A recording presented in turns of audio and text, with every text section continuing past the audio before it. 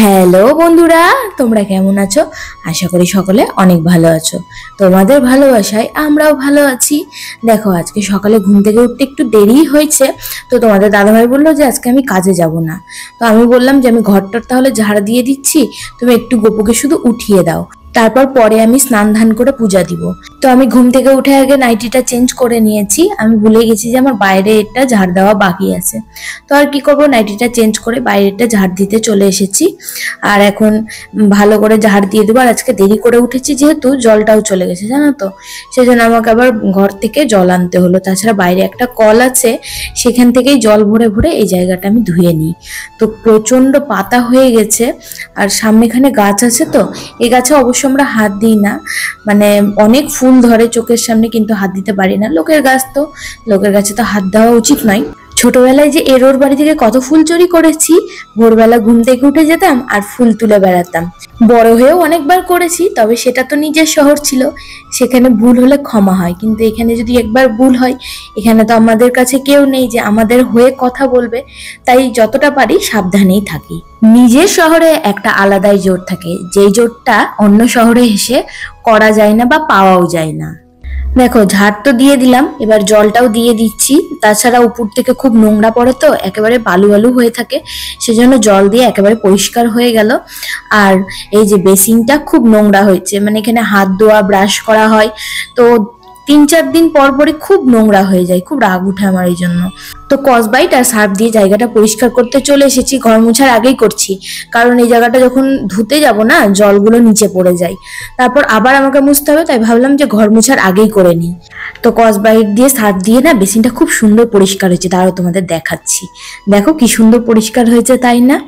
তো এই যে এখন হয়ে গেল, আর এখন আমি ঘরটা মুছে নেবো, তারপরে রান্নাটা শুরু করে দিব। ওদিকে তোমাদের দাদাভাই ঘুম থেকে উঠে গেছে, ও বললো যে আজকে আর কিছু করতে হবে না, কারণ সকাল সকাল আমরা এক জায়গায় যাব। তো চলো ভিডিওটা দেখো, তাহলেই বুঝতে পারবা। তো এই যে কয়েকটা জামা কাপড় ছিল, ঘরটা মুছে চলে এসেছি আমি। তো কয়েকটা জামা কাপড় ছিল, আমি ভাবলাম ধুয়ে দিই, সেই জন্য সার্ফ দিয়ে ভিজিয়ে রাখবো। আর রান্না বান্না হবে, তারপরে জামা কাপড়গুলো কেচে নিব।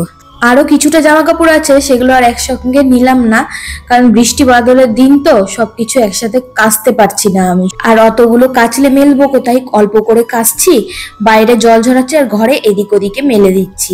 আবার একটু কষ্ট করে ছাদে গিয়ে যদি জামা কাপড়গুলো মেলতাম, তাহলে হয়তো তাড়াতাড়ি শুকিয়ে যেত, কিন্তু অত ধৈর্য নাই। ওই 5 তলার উপরে গিয়ে জামা কাপড়গুলো আমি মেলে আসবো, আবার উঠিয়ে আনবো। দেখো, জামা কাপড়গুলো ভিজানো হয়ে গেল, আর আমি এখন রান্নাটা বসিয়ে দিচ্ছি।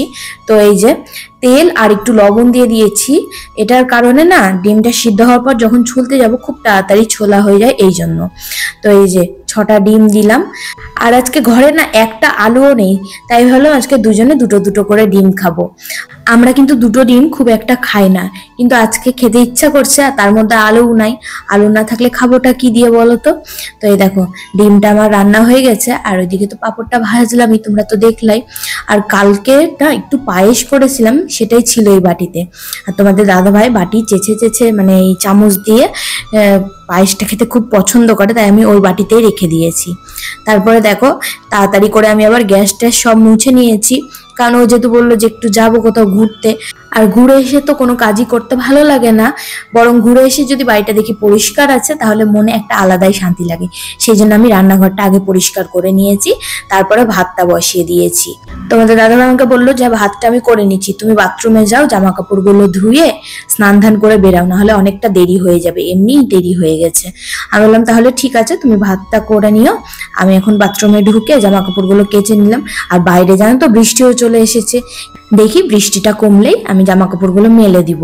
আর ভেবেছি আজকে জামা কাপড়গুলো বাইরে রেখেই যাব, তুলবো না আর।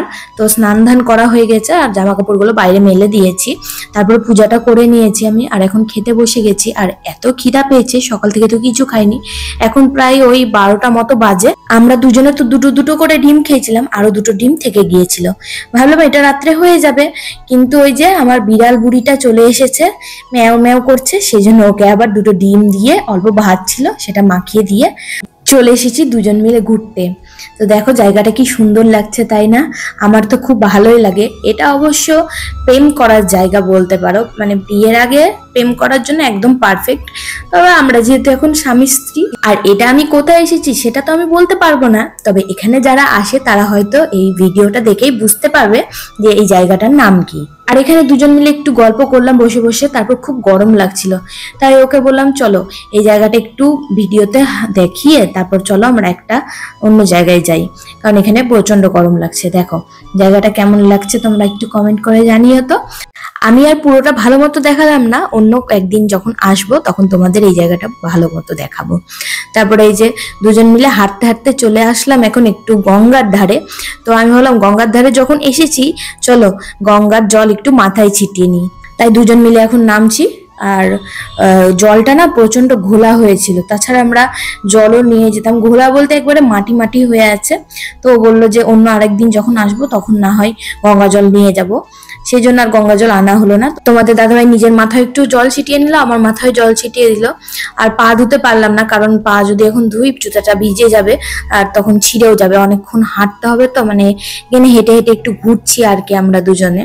তোমরা যেমন আমাকে অনেকেই কমেন্ট করে বলছো দিদিভাই তোমরা কোথায় থাকো, তোমাদের বাড়ি কোথায়, বাড়ি কোথায় সেটা তো তোমাদের আমি বলেছি মালদা, কিন্তু কোথায় থাকি সেটা এখনো পর্যন্ত বলিনি। কিন্তু বলার আমার খুব ইচ্ছা, জানো তো, তোমাদের যেমন শোনার ইচ্ছা আমারও তেমন খুব ইচ্ছা আমরা কোথায় থাকি সেটা খুব তাড়াতাড়ি বলার। এতদিন যখন অপেক্ষা করতে পেরেছো আর কটা দিন অপেক্ষা করো, আমি খুব তাড়াতাড়ি তোমাদের জানিয়ে দিব যে আমরা কোথায় এখন থাকছি। আর জানো তো এখানে খাবারের খুব দাম, সেই জন্য আমি বললাম যে বেশি কিছু নিও না, ওই একটা পাপড়ি চাট নিও আর একটা জলের বোতল। তো এক প্লেট থেকে দুজন মিলে ভাগাভাগি করে খেয়েছিলাম।